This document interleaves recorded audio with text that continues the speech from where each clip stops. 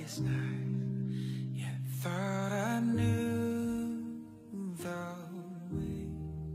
The sin that promised joy in life had led me to the grave.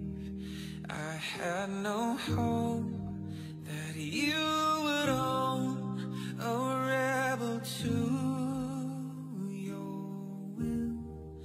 And if you had not loved me first, I would refuse you still. And hallelujah, all I have is Christ. Hallelujah, Jesus is my life.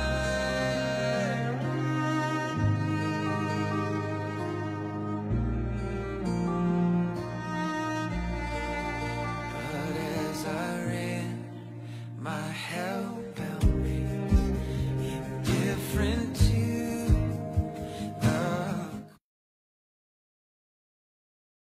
Puspusan ay tumanggap tayong lahat. Biyaya na nasundan pa ng ibang biyaya. Titus 2:11-20, sapagkat nagpakita ang biyaya ng Diyos na nagdadala ng kaligtasan sa lahat ng tao, na nagtuturo sa atin na matapos itakwil ang sinasabi at mga pagmanasan, ay dapat tayong mamuhay ng may katinuan, matuwid at banal sa kasalukuyan ng anak ng Diyos, habang hinihintay natin ang mapalad na pag-asa. Hindi daw po makinig. Ang mapalad na pag-asa at mapalad na pag-asa at pagpapakita ng kaluwalhatian ng ating dakilang Diyos at tagapagligtas na si Yesu Cristo. Ephesians 5, verses 15-17. Kaya't maging maingat kayo sa inyong paglakad. Nahuwag maging gaya ng mga kundi ng marunong na sinasamantala ang panahon, sapagkat ang mga araw ay masasama. Kaya't mabuhay kayo. Huwag kayo maging mga hangal. Kundi unawain kung ano ang kalooban ng Panginoon. Yun lang po.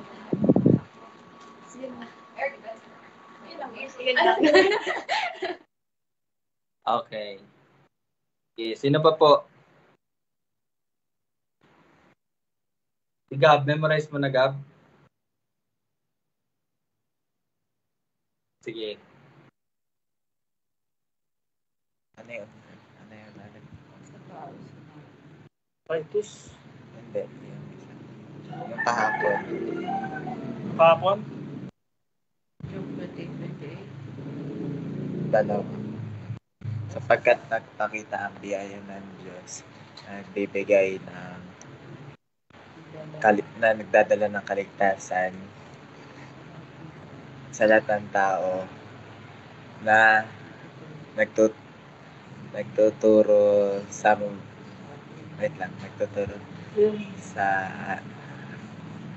atin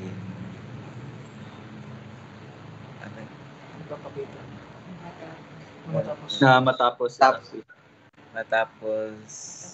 itakwil ang kasalanan ay kasamaan sa mga makamundong pagnanasa, at dapat tayo mamuhay ng may katinoan, matuwid at banal sa kasalukuyang panahon, habang hinihintay natin ang mapalad na pag-asa.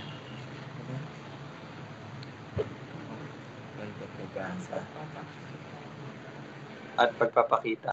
Yes, at pagpapakita ng kaluwalhatian ng ating dakilang Diyos na si Heso Kristo. Ay, at tagapagligtas na si Heso Kristo. Tapos yung isa, ano isa? Peso 550. Kahit mag-ingat kayo. Kahit maging maingat kayo sa inyong Paglakad. Hindi gaya ng mga mamang kundi gaya ng marurunong na sinasamantala ang panahon sapagkat ang mga araw ay masasama. Kaya at huwag kayo maging maging hangal. Ngunit, kundi unawain ninyo ang kalooban ng Panginoon. Okay. Sige, so bukas ulit yung iba, 4:40 na, no? Alright, sige, good afternoon. So, welcome po ulit sa ating Bible study. We praise God sa pagkakataon muli, no, na tayo ay makakapag-aral ng kanyang salita. So, let us open our Bible sa Matthew 4 and magpapatuloy tayo sa verse 3. Ayan, so kahapon po, no, na nabigyan po tayo ng reminder or ano ba yan? Pag-iingat sa pagbigay ng kahulugan, no, sa mga numbers. Baka kasi yun yung maging pattern ng ministry. So hindi po dahil maraming nakikita tayong numbers like 40 or 12 or 7 or 3. Hindi po yun yung hindi ibig sabihin no, na yun na yung pattern, no? But tayo po ay laging nakasalig sa yung utos, no, yung mandate talaga ng Panginoon sa pamagitan ng kanyang salita. And so yun, kahapon napag-usapan natin yung pag-aayuno. So it's a wonderful reminder sa bawat isa na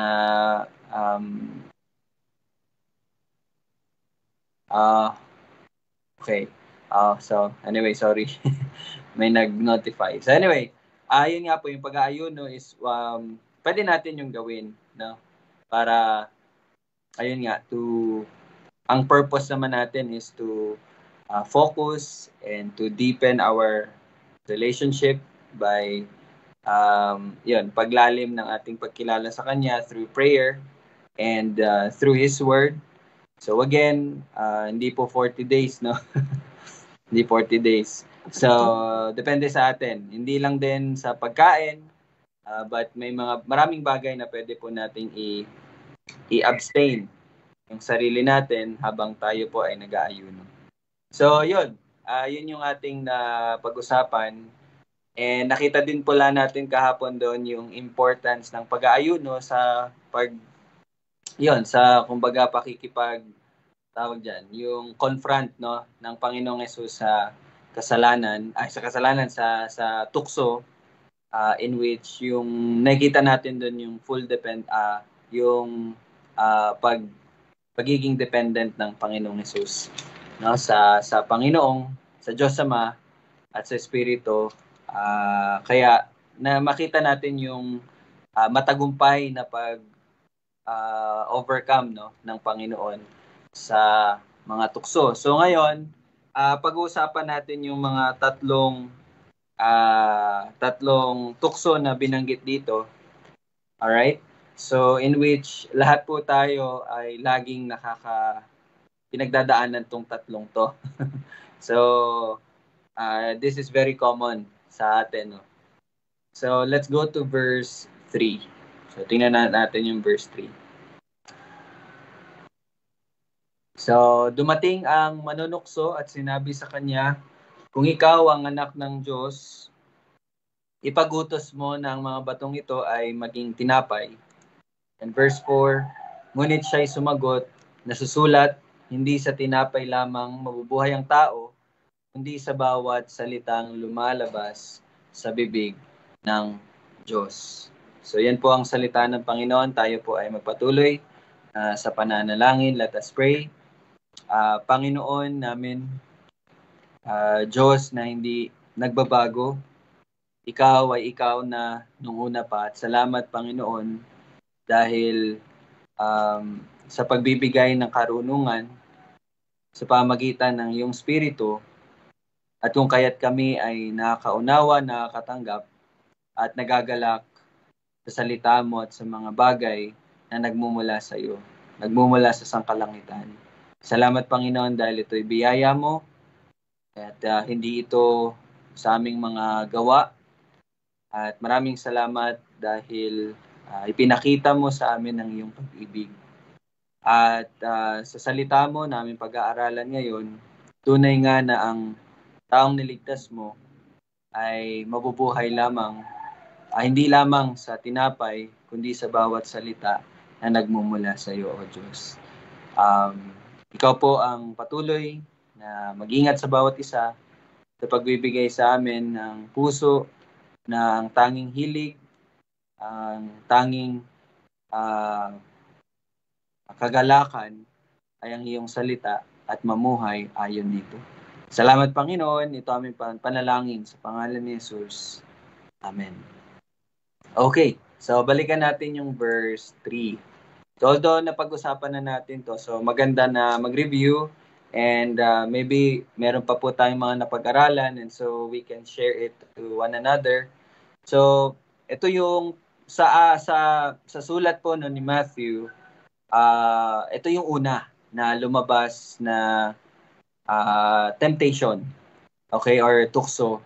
But again, lagi po nating tandaan, sa loob po ng 40 days, ay hindi lamang po 3 beses no, na tinukso ang Panginoong Jesus. So, mababasa natin yan sa Luke na in the span of 40 days, yon sa mga araw na yon, itinutukso siya ng dyablo. Okay? So, eto siguro, bibigay ko rin na assignment para bawat isa is mag-search. Assignment is, kasi ganito yon. Kay Matthew, ang pinakauna na nilagay niya is itong paggawa ng yung bato gagawing tinapay. And then the second is mababasa natin mamaya yung yung pangalawa? Yung tumalon ka, no? Tumalon siya sa templo at ililigtas siya ng mga anghel. Ang pangatlo is ibibigay ni Satanas yung lahat ng glory, no? Authority. Yun yung pangatlo. Pero kung babasahin niyo po kay Lucas, iba na po yung order.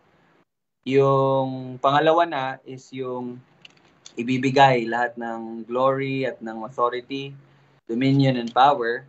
And then ang pangatlo na is yung tumalon ka at ililigtas ka ng mga anghel. So, gusto ko lang na mag-search kayo bakit na iba yung order kay Lucas and ano yun. Ibig sabihin ba nun may mali, may pagkakamali?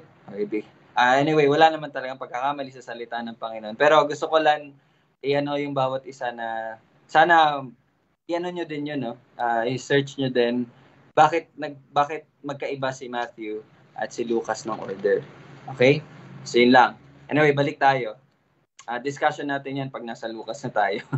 Alright, so mahaba pa yung oras nyo ng pag-aaral. So dito sa verse 3, bago natin pala i-go deeper yung bawat tukso, no? Gusto ko sana din talaga magkaroon tayo ng yung sharing lang ba, no? Ano yung mga pinagdadaanan natin ng mga tukso. Pero yun, mahirap yun gawin dito, lalo na live tayo, no? So, baka may masabi na naman yung iba. Anyway, baka sabihin na Nag-unfollow na to. ano tala na, Nag-unfollow na. nalalaman ba? Nag-unfollow na. Hindi niya Okay. daw kaya. Hindi niya na daw kaya yung panunulig sa kanya. So, ayun. I see. Anyway, alright. So anyway, yun, may mga ano po, no, may mga ganun talaga. Anyway, so ayun po, balik tayo, no. Tukso is very common to man. Yan po talaga yung laging nangyayari, no. And so, dito tayo matututo kung paano po natin haharapin yung mga tukso na iyon. At para maging aware po tayo sa mga tukso na ginagawa po ng kalaban. So the first is verse 3. Dumating ang manunukso at sinabi sa kanya, kung ikaw ang anak ng Diyos, ipag-utos mo na ang mga batong ito ay maging tinapay. So una dito ang tanong natin is ano yung tukso dito? Now, wala pong mali kung gawing tinapay ng Panginoong Hesus ang bato. Okay, there's nothing wrong sa hindi po doon yung kasalanan in some sense, no? At yes, hindi po 'yon yung ano doon yung kasalanan. Kasi nga kung babalikan natin verse 1 and 2, si ang Panginoong Hesus ay natapos na mag-ayuno for 40 days and 40 nights at pagkatapos na nagutom siya. So, pag nagutom ka, anong gagawin mo? Kakain ka. 'Di ba? And so, yun yung unang parang inano ng Satanas, no? So, ayun, gusto ko lang po matanong yung bawat isa. Isalin nyo na yung verse 4 sa sinabi yung naging sagot po ng Panginoong Hesus.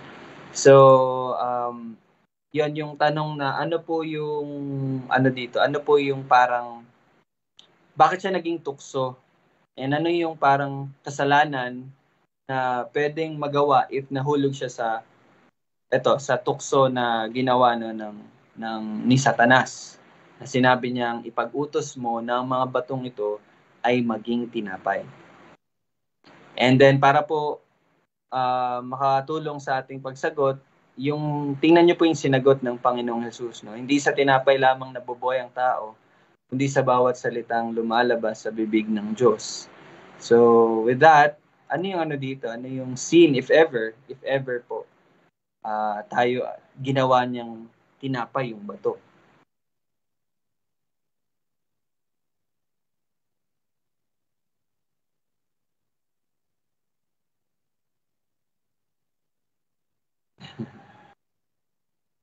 Sige, parang may sagot si Yana. Ay, sige, si Tito Bong. Dito hindi yung hindi ibig sabihin na hindi yung tempura na nararamdaman natin o gutom o physical sinasabi. Dito yung tawag dito. Yung hindi yung physical na nagugutom tayo kagutuman, kundi yung yung physical na yung spiritual. Ang hangarin talaga ng dito yung mga spiritual na pangangailangan natin, yung pakikinabangan natin. Yun ang inaano ng Panginoon dito sa tukso na to. Kaya niya nasabi yun. Okay, so yung mas mahalaga po yung spiritual na pangangailangan. Kumbaga, no, spiritual na pangangailangan, spiritual na pamumuhay kesa sa mga bagay na dito sa mundo. Parang yun po yung sinishare po ni Tito Bong, in which tama po na yun talaga yung goal natin. Yung kumbaga yung spiritual po talaga na pamumuhay natin. Okay, so thank you po na Tito Bong. So, yung iba naman, baka may maidadagdag po kayo.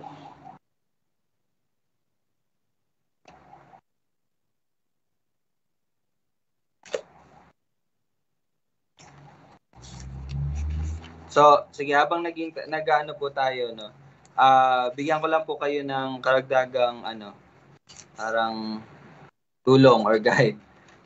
Ito pong sinagot, punta po kayo sa verse 4.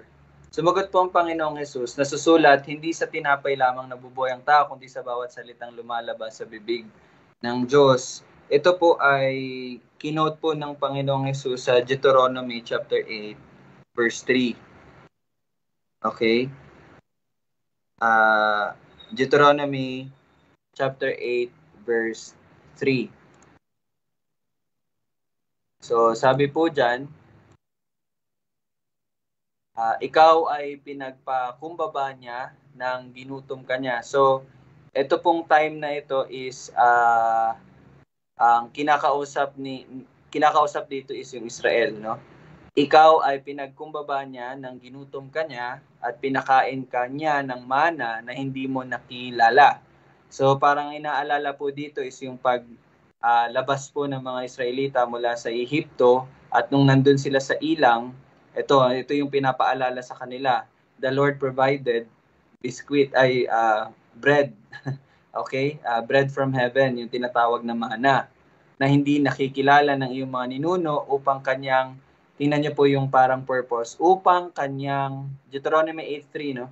Upang kanyang maipaunawa sa iyo na hindi lamang sa tinapay na bubuhay ang tao, kundi sa bawat salitang lumalabas sa bibig ng Panginoon. Okay? So, sabi dyan, ikaw ay pinagpakumbaba niya ng ginutom kanya. So, makita niyo po dyan sa verse 3 ng chapter 8 ng Deuteronomy na God purposefully, ang tawag dyan, kumbaga, it was the Lord's purpose na magutom po yung mga Israelita nung nandun po sila sa ilang. Okay, and then pinakain sila ng Panginoon ng mana na nagmumula sa langit. And then yun nga, upang maipaunawa sa kanila ng Diyos na hindi lamang sa tinapay na bubuhay ang tao, kundi sa bawat salitang lumalabas sa bibig ng Panginoon. So, makikita nyo dito kasi na kumbaga pinapakita dito na the Lord provided them food, no?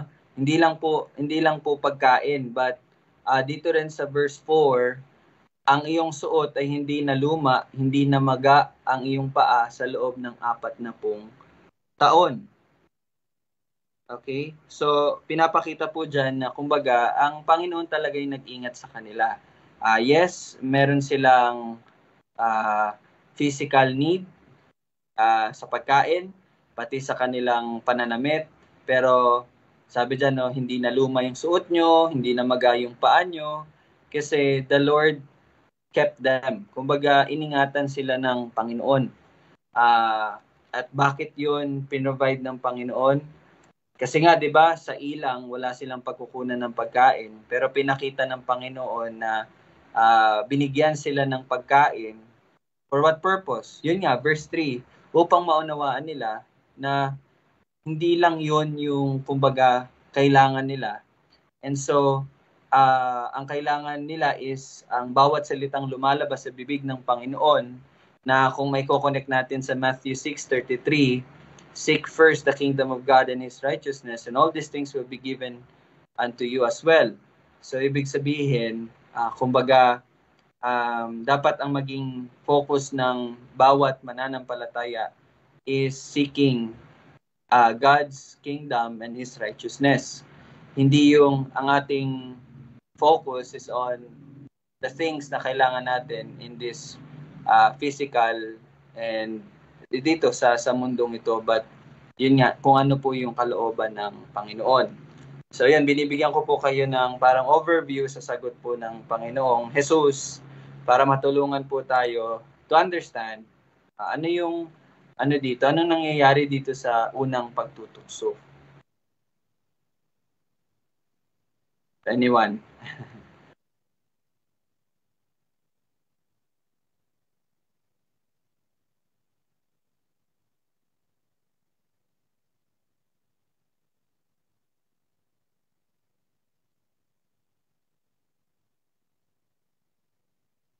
Sige, tol. Kayo. So, yun.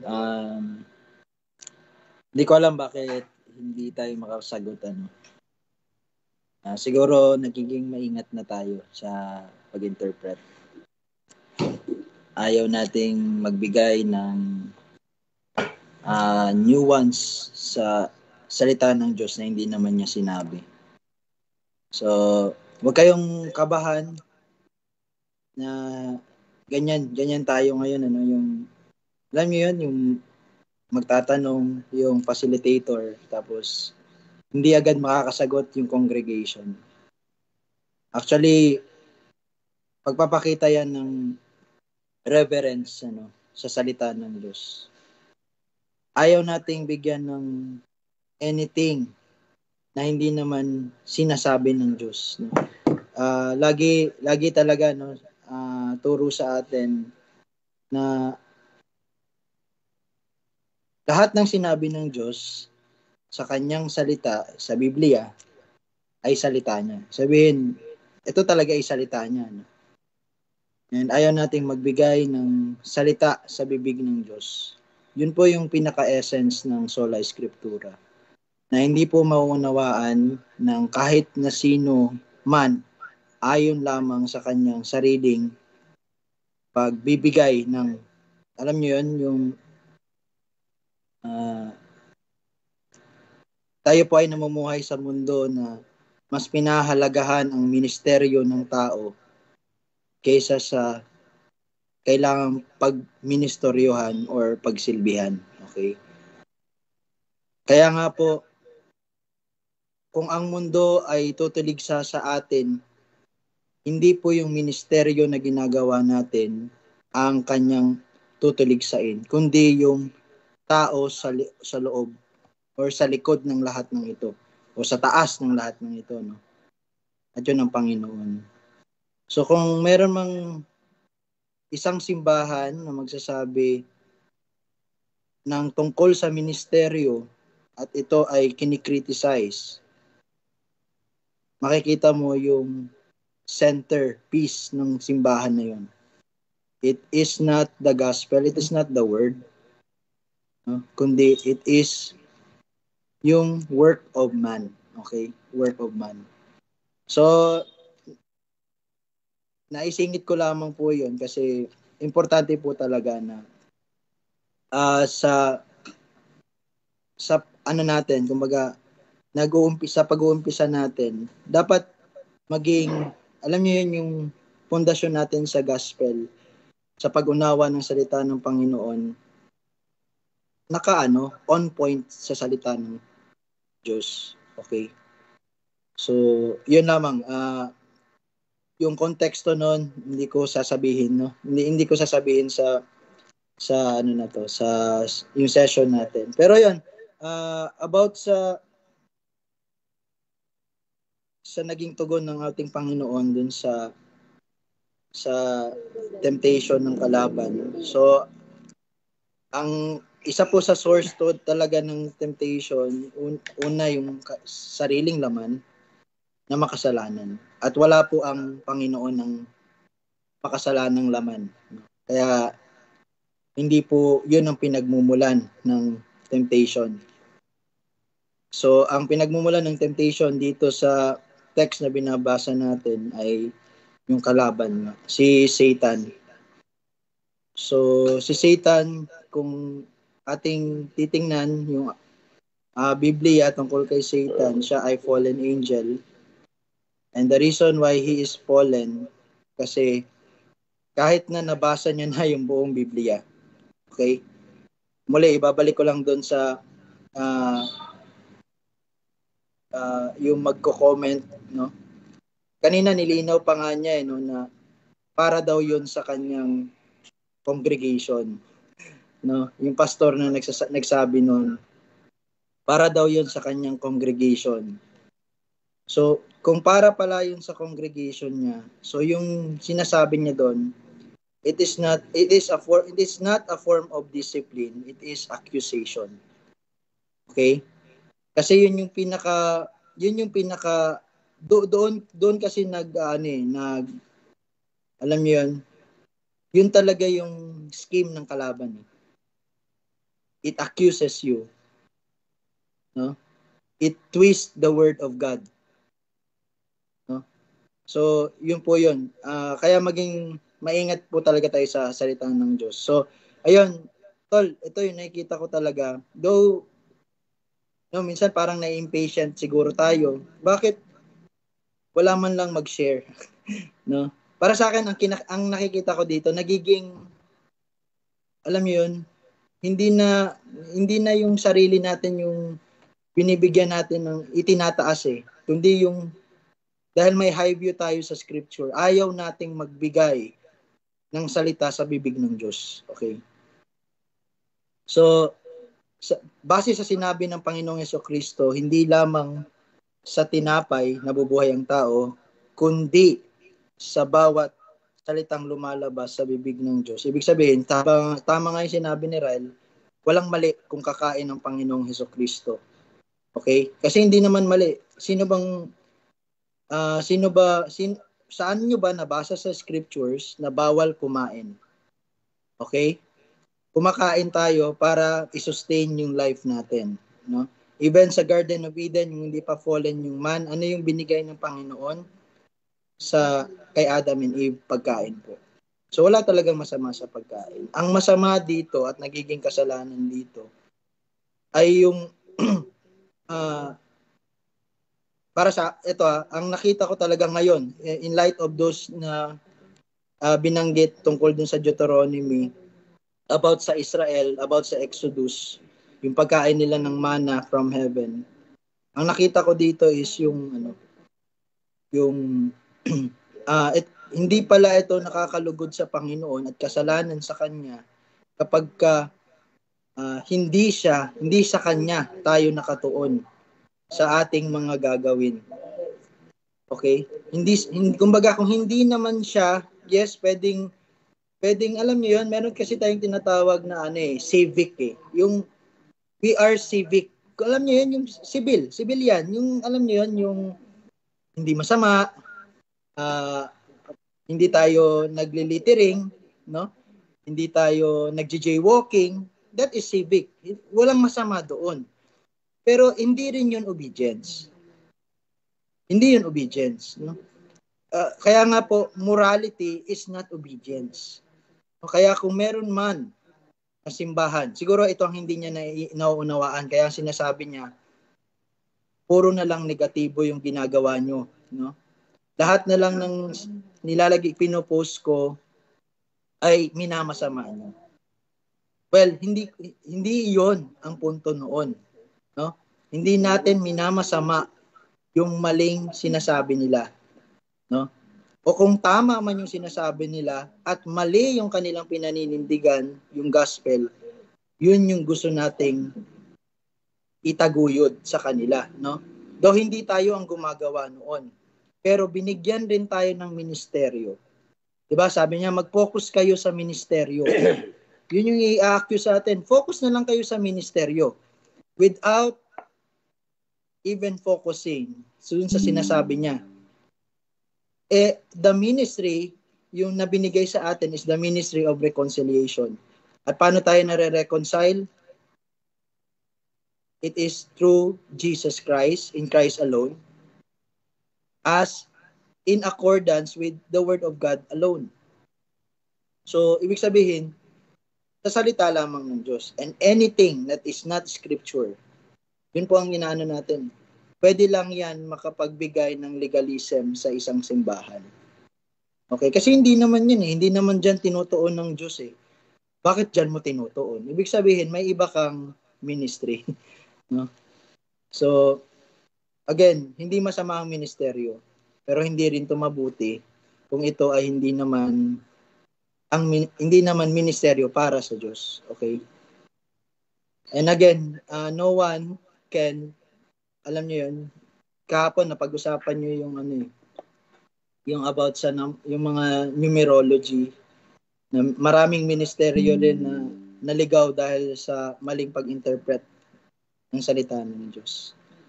So, for me, yun yung obedience nito ng Panginoon Yun yung pinapakita dito. Kasi if hindi rin si God yung kanyang i-obey, then kahit hindi masama yung gagawin niya, it is not pleasing to God. And therefore, it is still sinning. Diba? Yun kasi ang hindi na alam ng tao ngayon eh. Sin is a very serious matter. No? Kumbaga, hindi mo to makikita kung dito lang, no? Kung magiging nearsighted ka. But when you look it from afar, alam natin na yung 0.5 degrees ay masyadong malayo na from hitting the mark. Ganun po kabanal ang Panginoon. Okay. So yun yung nakita ko dito sa sagot ng ano. Kung hindi naman 'yan, kaya nga maging 'di ba ang pinanlaban dito kundi sa bawat salitang lumalabas. Ibig sabihin, maging maingat talaga tayo sa bawat salitang lumalabas. Kasi pag hindi yan nanggagaling sa salita ng Diyos, alam natin kung saan na yan nanggagaling. Yun ang hindi nila naiintindihan. Kaya lagi nilang tayong sasabihan, negative. And paano naging negative ang salita ng Diyos? Okay? Negative, kumbaga, kahit nga maging stumbling block to sa iyo, hindi yan negative. Stumbling block, pag naging stumbling block sa iyo ang salita ng Diyos, dahil salita yun ng Diyos. Kaya kahit na makita mo ang sarili mo na you are stumbled by the word of God, hindi yun ang kinikare ng ministry natin. No? Ang kinikare natin is if it is the word of God. Kung salita ng Diyos yun at naging stumbling block, wala kaming pakialam. Hindi sa wala kaming pakialam unlovingly, kasi kumbaga, hindi naman talaga namin kasi hawak yun. It is God. Kaya nga yung sinend ni Rels about evangelism, even yung growth, hindi natin hawak yun.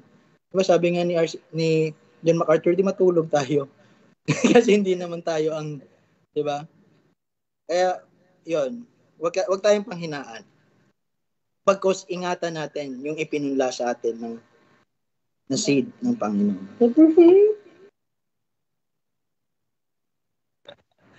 Amen. Amen and amen. So, nakakatuwa po at yun, habang nagsasalita si Kuya, pinapasalamatan ko yung Panginoon kasi yung karunungan na yun, hindi yun galing sa kanya. Hindi galing kay Kuya. But yun ay galing sa Panginoon. And so, you see, the word of the Lord is malinaw po talaga.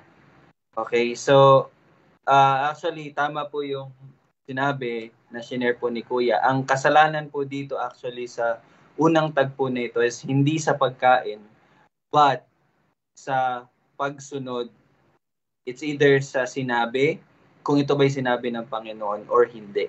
Kaya nga, di ba, yung tugon po ng Panginoong Jesus, verse 4 Man does not, hindi sa tinapay lamang nabubuhay ang tao, kundi sa bawat salitang lumalabas sa bibig ng Diyos. Ibig sabihin, ang pamumuhay natin ay nakaayon sa kung ano yung sinasabi, kung ano yung kalooban ng Panginoon. And so, dito sa verse 3, sino nagsabi nun? Kung ikaw ang anak ng Diyos, ipag-utos mo na ang batong ito ay maging tinapay. So, pwede nating masabi na ito ay from the enemy. Pero makikita nyo rin dito po yung sinasabi talaga ng Panginoong Jesus, my food is to do the will of the Father. Even dito, even ang will niya, in a sense na as a human kasi po ang kalooban po ng Ama, Anak at ng Espiritu Santo, they are united po yan. They have one will kasi they are one. Pero in this sense po na parang siya ay tao in his human nature, dito nyo makikita, even yung, sabi natin, nagutom siya Diba verse 2? Sabi, nagutom siya Diba? Kahit yung will niya, kahit yung, sabi natin, okay, nagutom siya. Pag sinabi mong gutom yung tao, anong gustong gawin niyan? Kumain. Diba? Automatically. Pero even yung will niya na gusto niyang kumain, inano niya yun eh. Hindi niya yun, kumbaga, hindi niya yun binigyan ng pansin or halaga. But anong inano niya, anong binigyan niya ng pansin? Kung ano yung kalooban ng Ama. So, sa panahon ba na ito, is it the will of God for me to eat? Parang ganun po, no? Okay? So, makikita nyo dito, yon yung ang kasalanan, if ever, na ano sa tukso, yon ay ang kasalanan ng hindi pagsunod sa salita ng Diyos. It's not hindi ito instruction from the Lord, so why would I obey it? Even though, kahit na hindi ito mali, hindi maling kumain. Pero kung hindi naman ito ang utos ng Panginoon, hindi naman ito nagmumula sa salita ng Diyos, then hindi ko yun gagawin kasi it would be a sin. So, kaya malinaw din po yung pagkaka-explain po ni Kuya doon. So, dagdag ko lang, kung atin na po siyang, kumbaga, iano din sa ating mga sarili, kung naalala niyo po yung sinabi ni John, the Apostle, in 1 John chapter 2, verse 16, meron siyang 3 bagay na binanggit doon sa 1 John chapter 2, verse 16. Yung, di ba, wag natin ibigin ang mundo. Dahil anong nasa mundo? Una is yung lust of the flesh. Lust of the flesh. Pagnanasa ng laman. And so, ito pong unang tukso is related po doon sa tukso ng laman, kumbaga. 'Di ba, yung mga desire natin. There are things na gusto po nating gawin. May mga bagay na gusto nating gawin. Pero kapatid, no, ito yung buhay natin. Hindi tayo nabubuhay sa kung ano yung gusto natin. But lagi po nating tandaan na bubuhay po tayo kung ano ang kalooban ng Panginoon. Okay? Kaya 'di ba, tingnan nyo, whenever sa tuwing sinusunod po natin yung kagustuhan ng laman natin, 'di ba? It always end up na nakagawa tayo ng kasalanan. Okay? So, kaya nga we really have to again dito, paano ba ito napagtagumpayan ng Panginoong Jesus? So, again, sa pamagitan po ng salita ng Panginoon, he quoted Deuteronomy chapter 8 verse 3. In which yan po ay nagmumula sa kautusan or sa salita po ng Panginoon. So, the same way goes sa bawat isa sa atin. Okay? Kaya nga, di ba, sinabi po, tayo ay nasa espiritu na. Hindi na tayo sa laman. Kaya't ang ating pamumuhay ay ayon na sa espiritu at hindi na sa laman. At pag sinabi nating ayon sa espiritu, ibig sabihin nun, ayon sa katotohanan. At pag sinabi nating ayon sa katotohanan, ito ay ayon sa salita ng Panginoon. Okay? So mga kapatid, we live according to the will of God. We live according to His Word. Okay? Hindi dahil gusto natin, hindi dahil naisipan natin, hindi dahil yun ang, lalong-lalo na din yung mga tukso ng kalaban. So we must be careful on that. No? The lust of the flesh. Hindi yan nagmumula sa Panginoon. But yan ay nagmumula sa sanlibutan. So we praise God. So sana naging clear na po yung verse 3 and 4, yung unang tukso. Okay? Patungkol po yun sa pagsunod sa salita ng Diyos o hindi. Hindi po yun patungkol sa pagkain. Okay? And so we can relate it to ourselves. Hindi po yan sa kung ano yung gusto natin, but kung ano po ang kalooban ng Diyos. So malinaw na malinaw. So we praise God for that. So okay, I think we can proceed to verse 5. Okay? Okay na po ba tayo mga kapatid? Let's go. Verse 5. Ano sabi dyan? Pagkatapos, ay dinala siya ng dyablo sa banal, nalunsod at inilagay siya sa taluktok ng templo. So, by the way, verse 5, taluktok ng templo. So, ano tong taluktok ng templo na ito? So, ito po ay sa Jerusalem. Yung sa temple talaga, yung templo. Yung kung saan po sinasamba ang Panginoon. And sabi din sa tradition, si James ata, kapatid ng Panginoong Jesus. Si James yung nagsulat ng James. Sabi, siya daw po ay pinatay sa pamagitan ng paghagi sa kanya dito sa templo na to. Dito sa tuktok na to. So,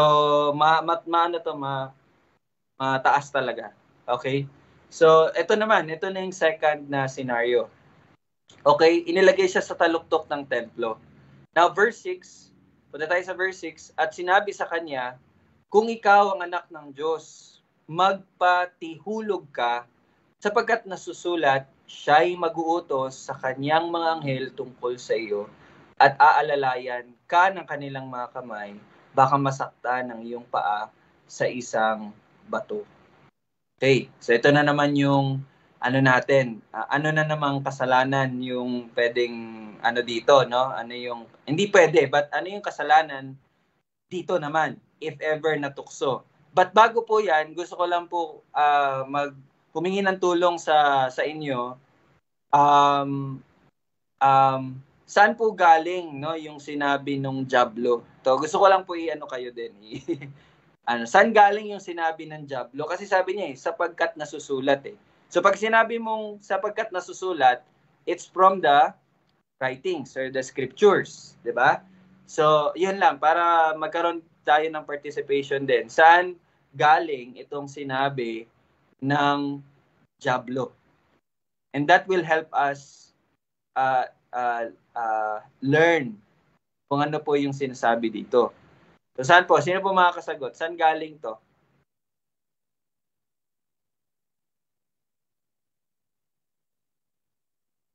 Saan galing? Psalms Psalms 91. Psalms ano? 91. 11, 12. Okay, pakibasa, Sai. Psalms, ano yan? Psalms 90? Wait lang, 91. English kasi meron na. Wait. 91 na, Hindi, 91? lipag mo. 91, 11, 12. Lipag mo. Tama. Tama daw. Basahin mo. Wait lang, hindi ko makita. Okay, teka. Before niyan, para lang makita natin yung konteksto nung nito. Basahin natin mula sa wait lang. Ano ba saan ba pwede magsimula? Okay, siguro pwede tayong magsimula sa verse 5. Sige, simula mo sa verse 5. Para lang makita natin yung context, no, nung itong sinulat dito. Sige, at Siren. Psalms, mga awit 91 verse 5. Ang mga nakakakilabot sa gabi ay di mo katatakutan, ni ang pana na nagliliparan kapag araw, ni ang salot na lihim na bumubunot sa kadiliman, ni ang pagkawasak na sumisira sa katanghalian. Mabubuwal sa iyong tabi ang 1,000, sa iyong kanan ay 10,000. Ngunit ito'y hindi lalapit sa iyo. Mamamasdan mo lamang sa pamamagitan ng iyong mga mata at iyong makikita ang parusa sa masama. Sapagkat ikaw, O Panginoon, ay aking kanlungan. Ang kataas-taasan bilang iyong tahanan. Walang kasamaang darating sa iyo. Walang parusang lalapit sa tolda mo. Sapagkat siya'y magbibilin sa kanyang mga anghel tungkol sa iyo, upang sa lahat ng iyong mga lakad ay ingatan ka. Sa kanilang mga kamay ay dadalin kanila, baka sa isang bato'y matisod ang iyong paa. Ayun. So sige, bago natin i-discuss, ano po yung naunawaan nyo? Ano yung context, no, ng Psalms 91? Psalm 91, sorry. Patungkol siya saan?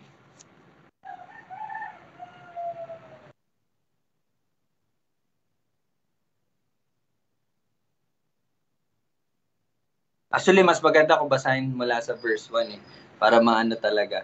Basahin muna natin verse 1. Sorry, Sai. 1 to 5, Sai. Dagdag mo. 1 to 5.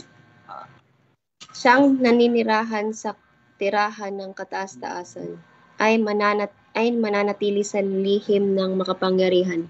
Sasabihin ko sa Panginoon, aking muog at aking kanlungan, aking Diyos na siya kong pinagtitiwalaan. Sapagkat ililigtas kanya sa bitag ng maninilo at sa nakakamatay na salot. Kanyang tatakpan ka ng mga bagwis niya at sa ilalim ng kanyang mga pakpak ay manganganlong ka. Ang kanyang katapatan ay baluti at panangga. Ang mga nakakakilabot sa gabi ay di mo katatakutan. Niyang pana na nagliliparan kapag araw. Okay. Sige, so since ang time natin din is mga 6 minutes na lang. So I think mas maganda kung pag-usapan natin yung pangalawa bukas. Okay? So para din po makapagbigay kayo ng tamang oras din sa Psalm 91. Tingnan niyo po yung konteksto ng Psalm 91. Bakit ko po 'to ginagawa? Kasi yun po yung kahalagahan nitong pangalawang pangalawang tukso. Okay? So, kaya yun ang pinapagawa ko po sa inyo. So, yun lang muna siguro. Bukas, papatuloy tayo. Please read Psalm 91. Pwede nyo siyang pagbulay-bulayan. No? And then, i-connect nyo siya dito sa pangalawang senaryo ng pagtutukso ni Satanas. Okay? So, for the remaining time, siguro pwede tayo magkaroon ng baka may gusto mag-share or prayer item or exhortation, tol. Baka may mga reminder tayo gustong ibigay sa bawat isa. Okay naman po kayo? Musta naman po kayo? Okay lang, mainit. Sige, tol. Sige, ayun. So, ayun. Again, wala talaga tayong ibang pagkukunan ng lakas at ng ating, alam nyo yun, yung pananggalang sa kalaban, kundi ang salita ng Panginoon. At siguro naman kahit hindi pa natin masyadong alam yung Psalms 91, nakita natin yung pagiging maingat natin sa salita. Kasi even yung salita ay a very dangerous tool. Okay? Bakit po? Kasi the wrong interpretation of scriptures is not scriptures. Kahit na they will claim, sasabihin na naman ay pinatatamaan. Well, yes. At sana nga talaga matamaan sila. No? At tamaan sila hindi ng mapanakit kong salita, kundi ang mapanakit na salita ng Diyos sa mga hindi sumusunod dito. Okay? Yun. Again, tol, maganda yung naging yung pag-expose natin sa mga ganun. Kasi katulad nun, i-claim niya na yung parating tumutulig sa ministeryo. So, ibig sabihin, kiniklaim niya na yung ministry nila ay ministry ng Diyos. Well, again, we beg to differ kasi the only ministry na binigay sa simbahan ay ang ministeryo ng salita. So if you are not careful, sasabihin mo pa sa congregation mo, ayan, kaya kayo lagi nyong tinutuligsa yung ministeryo at saka yung mga nagmi-ministeryo, yung mga workers nga kung tawagin niya. Kasi pwede, maaari daw. Ibig sabihin, tingnan nyo, doon pa lang sa kanyang statement na inamin naman niya na siya ang nagsulat, no? There is no, kumbaga, walang katotohanan doon. Kasi kung ang kanyang itinuturo ay katotohanan at kung yung kanyang isinusulat at inilalathala ay para sa kanyang sheeps, hindi siya magbibigay ng isang bagay na wala namang katotohanan o di kaya magbibigay lang ng kalituhan sa kanyang sheeps. Tapos sasabihin niya, ano bang mas marami, Jens? Yung unbeliever o yung believer? Well, it is not a question kung sino ang mas marami. Pero you claiming as a minister to the sheep, to the flock. So, ang unang magiging dapat, your prime purpose is to protect the flock. No? Not to accuse them. Ayan, kasi seasonal lang kayo magbasa ng Biblia, that is accusation. And to tell you, there is nothing in the scripture na nagsaad, na pag hindi nyo binasa ang scripture, kayo ay magiging kaaway ng Diyos. Even if you read all of the scriptures, just like the Pharisees and the Sadducees. Okay? Pwede nyo pa rin kalabanin ang Panginoon. So, ibig sabihin, hindi niya pinupoint yung kanyang mga flock sa kung ano talaga yung problema. Actually, legalism pa yung nangyayari noon. Kasi ibig sabihin, magbabasa lang pala dapat ng scriptures. Well, yes, alam naman natin na hindi ganun kababaw itong pinag-uusapan natin. Siyempre, when reading the scriptures, also, the obedience of the scriptures. Diba? Pero, dahil nga sa kanyang vague na pagkakasabi, it is hindi siya, kumbaga, dangerous siya. Kaya yun talaga, kumbaga, kaya ko lang rin na-comment yun as a reminder to myself not to do or wag magbitaw ng mga salita na hindi naman kapupulutan ng katotohanan o kung hindi ito nanggagaling sa katotohanan ng Diyos. Kasi it could only, ililihis lang tayo sa katotohanan. Okay? So, one thing is for sure, ang hindi sumusunod sa salita, no? Kung hearer ka lang at hindi ka doer, no? Ang reason yan is because you are a sinner. So, ano yung problema? It is sin. Sin po talaga ang problema. Kaya dapat repentance. And walang doon kung babasahin nyo, wala ka makikita doon na nag-exhort ng repentance. Only accusation. Hindi kasi kayo nagbabasa ng Biblia. Kaya puro na lang mali yung inyong nakikita sa ministry natin. So, ibig sabihin, they are so preoccupied with the ministry, not having any concern for His flock. Ano ba talagang kailangan nila? They must repent because sin, yun yung nagpapawala ng bisa sa mabuting kautusan ng Diyos. Diba? Basahin natin yung Romans 7 and including Romans 8. Doon makikita talaga natin. So, ayun lang. So, ayun. Siguro yung next is talagang pagiging maingat natin sa salita, sa paggamit ng salita ng Panginoon. So, not all scriptures are scriptures. Kasi kung ang interpretation mo ng scripture ay mali, then that is kamalian. Hindi po yan righteousness. Hindi po yan katotohanan. So, yan lang yung masishare ko. Okay. So, ayun po. Patuloy po nating aralin ng salita.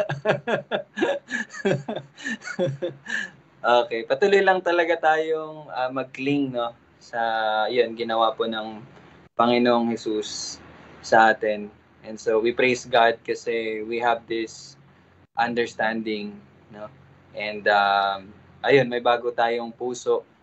And so we see things, nagiging maingat na talaga tayo kasi we revere God, no? We fear God, we know who God is. So we praise God for that. So bukas, ayun, patuloy po nating pag-aralan ng salita ng Panginoon. Okay, maraming salamat sa lahat na nandito at nanonood. Let us pray. Let us pray. Our Father in heaven, Lord, indeed, ikaw po ang katotohanan at sabi mo sa iyong salita, ito ihahayag mo sa iyong mga niligtas, sa iyong mga anak. Salamat, Panginoon, dahil ang bawat isa, ikaw ang kikilos upang kami lumago sa karunungan na nagmumula sa iyo at sa pagkilala sa iyo, O Diyos. Panginoon, naway ang iyong salita ay aming itago at aming ilagay sa aming mga puso upang kami hindi magkasala. Ang tanging gagawin namin ay hindi ang gusto ng aming naman or mga sinasabi sa mundo, but kung ano po ang salita na nagmumula lamang sa iyo, O Diyos. Purihin ka, ito aming panalangin sa pangalan ni Jesus. Amen at amen. Thank you! See you bukas. God bless.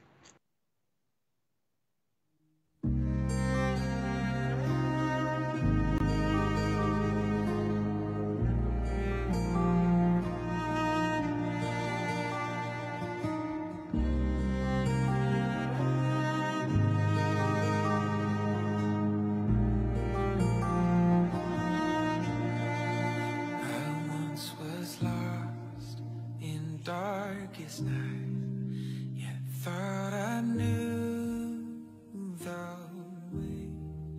The sin that promised joy in life had led me to the grave. I had no hope